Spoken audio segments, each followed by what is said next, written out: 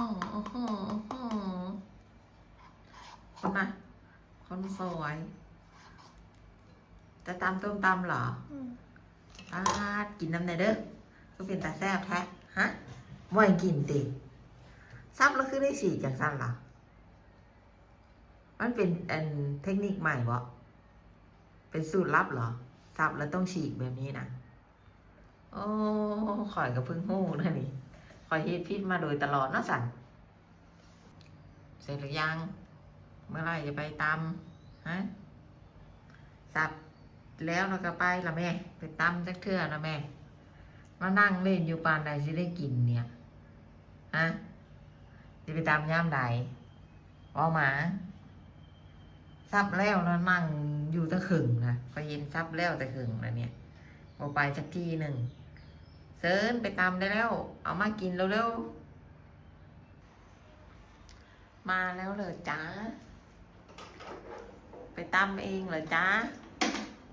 เบิ่งซ้ายเท้าอีกซ้ายมือเลยมือไม่ว่างเฮ็ดอย่างมือเฮ็ดอย่างถือถ้วยถือจานเฉยเบิ่งรู้ตำเองค่ะมันมีหมากอันนี้อยู่บอก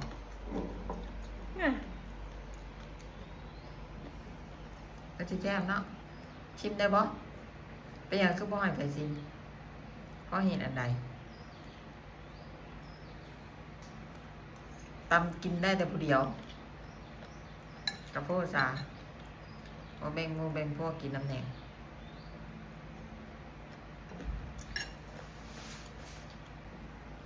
คุณเธอมันมีแต่ตำมะฮุ่งนี่อย่างอื่นบ่มีมานำแหละฮะหมูเฮ็ดเป็ดไก่ข้าวคือไม่นางหมูทอดกับแก้มนะแก้มตำมะฮุ่งเด้เขาบ่มีอย่างเลยแล้วนี่แหละท่านผู้เจ้าเฮ็ดเองนะบ่มีอย่างเลยเบิ่งดูกินตำมะฮุ่งดอกๆข้าวก็บ่มีก็ไปทำสิปลาก็บ่มีเนื้อก็บ่มีไข่ก็บ่มีอย่างมาแก้มเลยก็เลยคิดว่าอันเพิ่นสิแบบว่ามีข้าวก็มีได้แต่เพิ่นบอกมากินนึกว่าสิทอดไข่มานำจังได๋ยกจานมาหุงมาแล้วเอาซ่อมจ้วงเอาโอ้ทำไมล่ะปกติก็กินนี้บ่ใช่ยังเลยปกติก็กินนี้โอ้เอาอีกแล้วกับน้ำหวานนี่น้ำเปล่านี่บ่เคยสิอยากกินเลยกินตลอดน้ำหวานนี่อะไรถ้าเขากินตลอดในตู้เย็นไม่เหลือให้เห็นหรอก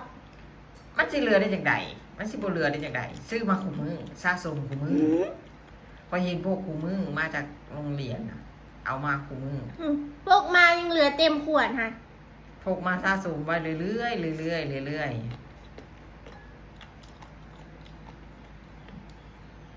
กินผู้เดียวก็สิแซ่บหลายเนาะผู้ใดก็บ่ให้กินโพดเหลือก็ตัวเองกินไปแล้วยังกินแล้วเขาแรงไม่กินอันนี้ข้าวเที่ยงมันเกี่ยวอย่างกับข่อยคอยซิมก็บ่ให้ซิมคอยอยากซิมว่ามันเป็นรสชาติจังไดฝีมือเจ้าน่ะอร่อยจนคนบ่ให้คนอื่นกินโอ้มีอยู่จริง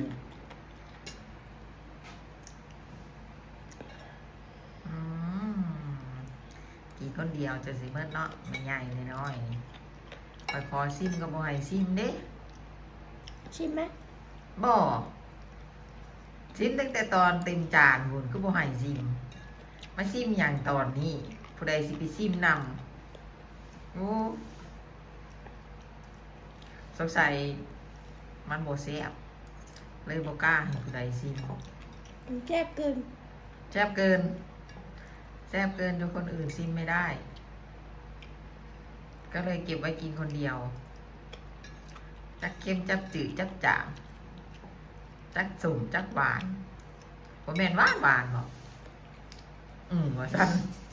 เป็นไปได้บ่คนบ่กินหวานเนี่ยยกเว้นน้ำหวานมัก